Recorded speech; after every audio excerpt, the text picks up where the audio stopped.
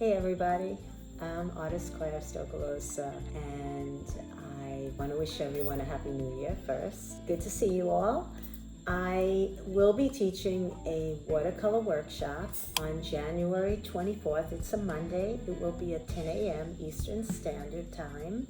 It will be virtual and presented by the Queensborough Public Library on WebEx. It's a very good and safe platform, but you will have to download it. Now, that being said, I want to go over a list of supplies that I suggested. So we will be setting up a basic watercolor palette with 2 paints, and I will introduce certain supplies and painting techniques. I tried to find the most economical supplies. Paints range in a variety of prices and quality, but they are making brushes, especially watercolor brushes, that are really nice, are decent, and will do the tricks. So if you just want to experiment and try, I'll give you some suggestions. So the first thing I suggest is a foldable watercolor palette, and this one, there's so many different brands. Essential Folding Palette. It was $4.98 in my local store. It's nice, it's a nice size, it folds. The nice thing about watercolor is once they dry, you just wet them and you use them over and over again, and you can add to the little wells here. So that's the first thing.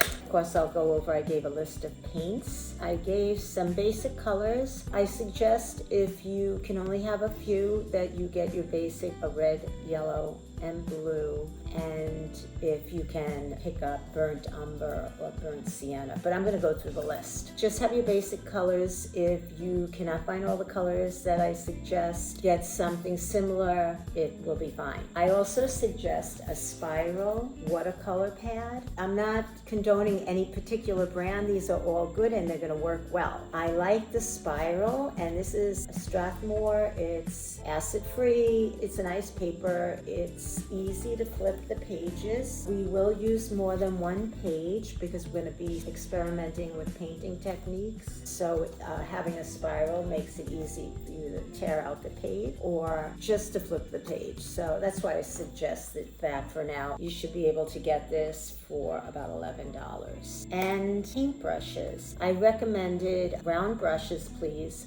size 10, 6, and 4. But really just have varying sizes, and if you cannot get all 3 sizes, get a larger brush, either an 8, a 10, or a 12. And if you can't find the exact number, don't worry. It's just so you could get different lines, and if you could only have one, I would go with a larger brush. So I found these. This was very inexpensive. I will put the information for it in the comments, and it's Artist Loft. There are a lot of different brands, but there are 12 brushes. They're round.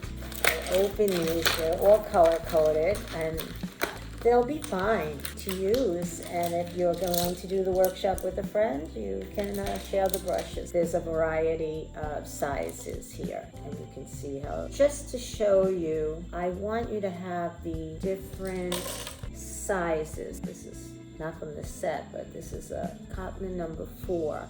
So I just want maybe a smaller brush for finer lines and a wider brush. And then I suggest you have a water cup, just any plastic cup. I like a low cup. And if you like to eat yogurt, I like the Chobani, and I like lower plastic cups. You could use glass, you can use whatever. But what's really cool about these, after you use it, there's a little tab on the bottom, and it just unwinds here, and you have a little clear cup, and you could just reuse it, and good to recycle, right? So you can have that. Throw this in the garbage, or you have confetti.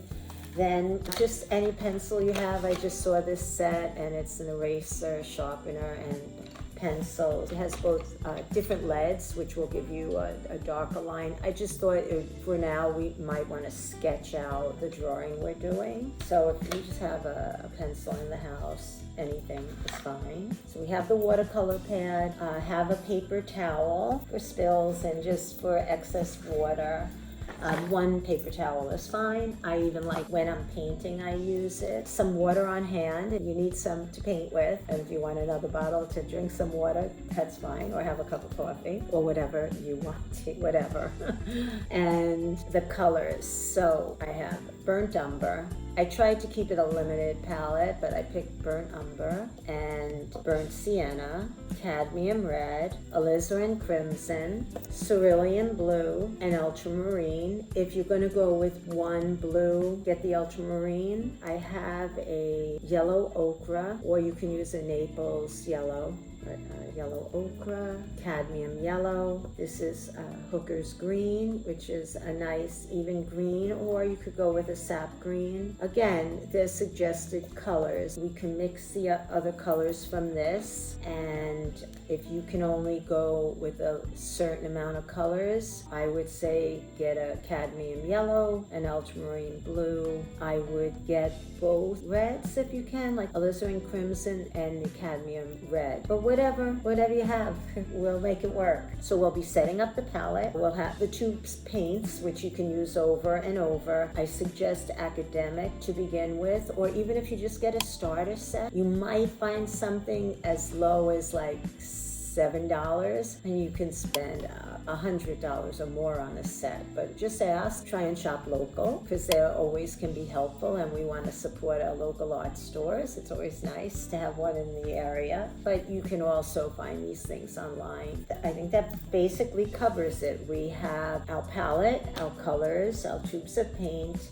our paper. This is 140 pound. I think I mentioned it comes in different weights and textures. And a pencil. Watercolor isn't really gonna hurt your table that much, but you want to have a piece of plastic or some paper to put down on your table, because this is my studio, it doesn't matter. But it's pretty easy. Watercolors are not that messy to work with. Oh, one last thing, because the paints do dry up, if you have like a little eyedropper and things, so that when the paints do dry, you can just use your brush to put a little extra water on them, but they sell these in paint stores, but if you have an eyedropper, or if you have a little water bottle, I use this to wet down my paints. You can use that. So that's about it. I hope to see you. It'll be fun. If you cannot join us, these are basic supplies that you can use to make a watercolor and to start out with. Also, you can check out my stay-at-home series, where I do a lot of little still lifes, so you can watch me paint, and if you want to see some painting tips or techniques at another time. Great to see you. Thank you for tuning in, and hope to see you soon. Have fun painting. Take care.